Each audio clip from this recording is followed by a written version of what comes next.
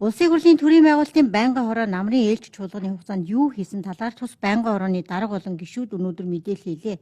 Төрийн байгуулалтын байнгын хороо намрын ээлж чуулганы хугацаанд 17 удаа хуралдаж нэг хамтарсан байнгын хорооны хуралдааны хийж эрхлэх асуудлын хүрээнд хамаарах 31 асуудлыг хэлсэн байна. Энэ хугацаанд 7 хуулийн төсөл, улсын хурлын тогтоолын төсөл 16-г, байнгын хорооны 5 тогтоолыг тус баталжээ. Түүнчлэн тус байнгын хорооны эрхлэх асуудлын хүрээнд ёс зүйн дэд хороо, улсын хурлын халдшгүй байдлын дэд хороо, бүсчилсэн хөгжлийн дэд хороо багтдаг.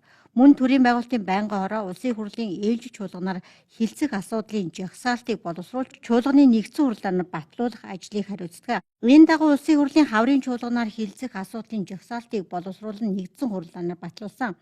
3 дугаар сард эхлэх хаврын чуулганаар нийгмийн эдийн засаг, бизнесийн харилцааг зохицуулах анхаарал татсан 30 гаруй хуулийн төслүүдийг хэлснэ.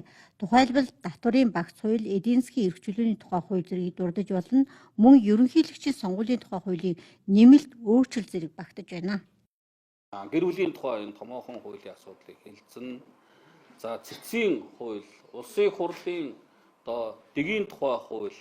За тэгээд энэ хавартаа багтаж бид нэр сонгуулийн тухай ерөнхийлөгчийн 27 оны ерөнхийлөгчийн сонгуулийн тухай хуулийг хүртэл энэ 6 сард багтаж бид нэр хэлэлцэж баталсан байх ёстой. Хуулиараа бол сонгуул явахаас 1 жилийн өмнө бас тухайн хуулийг хэлэлцэж баталсан байх хуулийн хүрээнд ерөнхийлөгчийн сонгуулийн хуулинд нэмэлт өөрчлөлт оруулах шаардлагатай гэж үзвэл бас тодорхой ажлын хэсэг гарч бид нар энэ хаврын чуулганаараа хэлэлцсэн байх ёстой. За мөн манай байнгын хорооны эрхлэх асуудлын хүрээнд хаврын чуулганаар нэгжийн тухай хуулинд өөрчлөлт оруулах асуудлыг улсын хурлын гишүүн Отхон Баяр нарын гишүүдийн өргөн барьсан хууль хэлц хэсгэнд дэмжигдээд энэ хаврын чуулганаар үргэлжлүүлээд хэлэлцээд явна.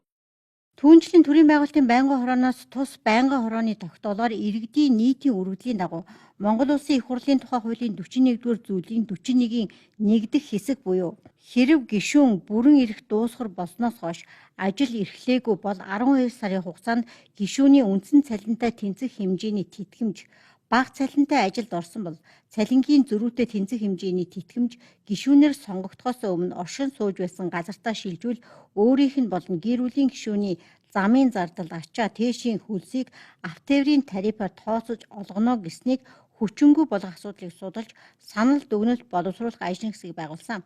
Ажлын хэсгийн ахлагчаар улсын хурлын гишүүн хэрлэн ажиллаж байна. Хот тосгоны эрх зүйн байдлын тухай хууль батлагдсан. За өнгөрсөн жил бас 1 жилээр хойшлуулсан. Засгийн газар бас бэлтгэл ажил шаардлагатай байна гэдэг энэ асуудлуудаар 2026 оны 6 сарын 1 хүртэл хуулийн хэрэгжилтийн хугацааг хойшлуулсан байгаа. За энэ хүрээнд бас удахгүй бас бид нөр засгийн газрын хэрэглэх газраас энэ хуулийн хэрэгжилт ямар шатандаа явж байна 6 сарын 1-ээс хот тосгоны эрх зүйн байдлын тухай хуулийн хүрээнд аймагуд гэдэг юм уу улсын зэрэгтэй хотууд, орон нутгийн зэрэгтэй хотууд хөгжих тэр болцоо боломжууд, бэлтгэл ажлууд хангагдсан эсэх асуудлаар засгийн газрын хэрэглэх газрын холбогд халбан тушаалтнуудаас бас мэдээ тайлбаруудыг авахар бэлтгэл ажлыг ханган ажиллаж байна. Улсын хурлд өргөн мэдүүлсэн улсын хурлын үйл ажиллагаа болон үндсэн хуулийн цэцтэй холбогдох зэрэг 10 хуулийн төсөл төрийн байгуулалтын байнгын хорооны эрхлэх асуудлын хүрээнд хамаарч байгаа. Тиймээс улсын хурлын даргын захирамжаар төрийн бүтээмж, засаглалын шинжилгээний асуудлаар санал дүгнэлт гаргах, холбогдох хууль тогтоомжийн төсөл боловсруулах үүрэгт ажлын хэсгийг байгуулсан. Тус ажлын хэсгийг төрийн байгуулалтын байнгын хорооны дарга ахлан ажиллаж байна.